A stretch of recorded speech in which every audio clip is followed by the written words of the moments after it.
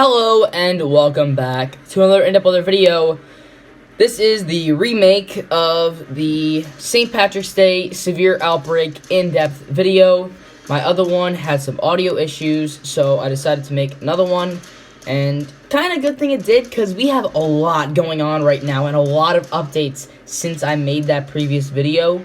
So we're going to be going through that all in this video. So if you like this video, make sure to like, comment, subscribe, and hit the bell. Now let's get right on into it.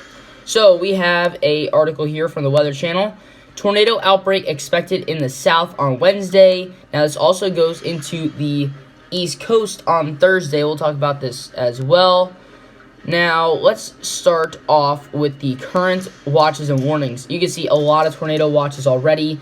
This area being impacted right now isn't even the worst of this severe outbreak. That'll be in areas of Mississippi and Alabama. Now, here is the current severe thunderstorm forecast. You can see these areas in white expect tornadoes. It's not even a probability anymore, just expect tornadoes. These areas in this white here are going to be seeing the perfect conditions for tornadoes to form. You have the shear, you have the moisture, you have the overall a cold front here with very warm air out in front and very cold air behind it. And then you go into Thursday, those same conditions move on over into this purple area on the East Coast. Now at this point, this storm will be kind of maturing, so this threat is a little bit lower since it'll be weakening instead of strengthening. So here is the overall ingredients. We have a lot of moisture coming up from the Gulf. We have a low pressure here in Kansas. Cold front keeping that moisture out in front with drier air behind. Warm front bringing up that warm moist air into areas that have colder air. But overall, the big thing is this low pressure is going to be bringing in some colder air at different wind directions at certain height levels. So let's take a look at the 4-panel for severe weather. So here is the overview, and let's go to the 4-panel real quick. So here we are. So we have first up categorical. And the categorical outlook is showing this pink area right in here. That is a high risk of any severe weather, actually. This is very rare, especially this early in severe weather season. We've only been having severe weather for the past couple of weeks. We already have a high threat, and this threat will be multi-day. We can go to the day 2 categorical, and you can see that this is a moderate threat, but when we are a day or so out, this could increase, definitely, depending on the latest updates on the storm. So let's focus on today. So here is the chance of tornadoes. There is a 45% chance of tornadoes in this darker purple area. Then in light purple you have 30, and in red you have 15. If you are in this crossed off area in here, this kind of like serrated pattern, just prepare yourselves now. At this point, you are going right up against the buzzer. This is a very serious threat, and this is the most significant of this threat. Now, here is hail. Again, this kind of crossed off area is the significant threat. We have 2 areas of 30% here, one in Missouri and one in that same area that we had the tornadoes from. Wider area of 15 in yellow, and in green you have 5%. Now, here are strong winds. We can see here 45% chance of strong winds in that area of high risk, 30% chance in this area of red, and 15% chance in yellow, 5% in green. Again, the crossed off area is that significant threat. So, day 2 tornado. So this is when this storm starts to move into the East Coast. You can see here 15% chance of tornadoes in this area of East Georgia, South Carolina, North Carolina. In yellow, you have 10%, and in brown, you have 5%, with 2% being the green. Again, that crossed off area is a significant threat.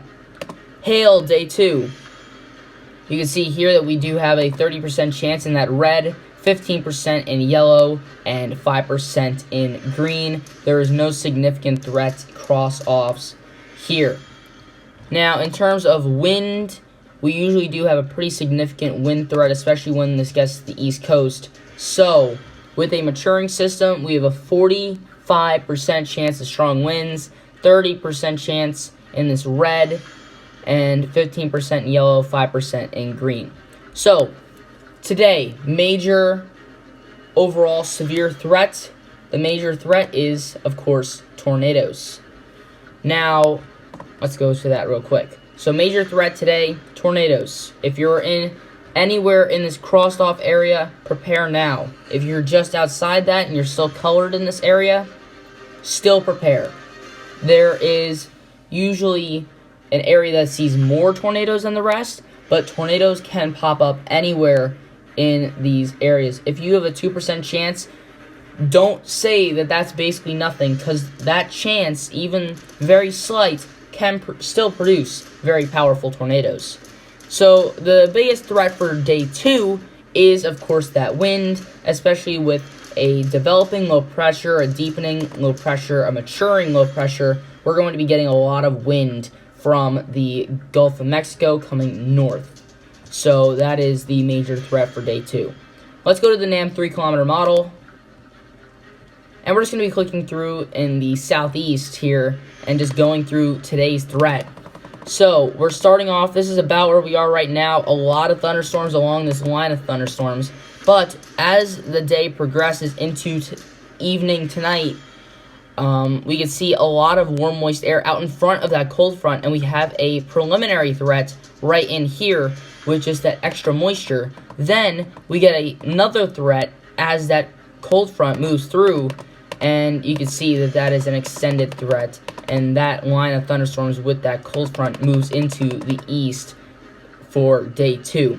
So again, we're going to take a look at these are about ground level winds, and we're just going to be looking at the wind barbs here. These are just the directions of the wind, and you can see that as this threat progresses, most of this air is going to be coming out of the south in general, out in front of that cold front. If you're very out in front of that cold front, you might be seeing some easterly winds, but overall it is a southerly wind coming off the Gulf that brings up all that moisture. Now, if we move a little bit further up in the atmosphere, we can see that the wind direction does change very slightly, more toward the south-southwest, and that air is much faster moving in the upper levels of the atmosphere. Now, if we go very high up in the atmosphere, very close to the jet stream, this wind is coming almost out of the straight west. So that shearing of winds at different heights is what really brings in the severe weather. So, about severe weather, what is our bulk shear looking like? So, the thing that we're looking for here is the biggest gradient. So, like up here, we have pinks right next to these areas of clear, and that is a pretty good gradient, and you can see some possible tornado activity there. So, as we progress here, you can see that the largest threat is going to be right in here. That's the first one. Then as that line of thunderstorms starts to strengthen, you can see a little bit more of that as well with that shearing. But afterwards, the shear is really not as big of a deal, of course, because the cold front has moved through. So, comments in the comment section down below. Do you think this severe threat will be the worst of March, or do you think that the worst is yet to come? But that's all I have for today. Thanks for watching. I'll see you guys next time.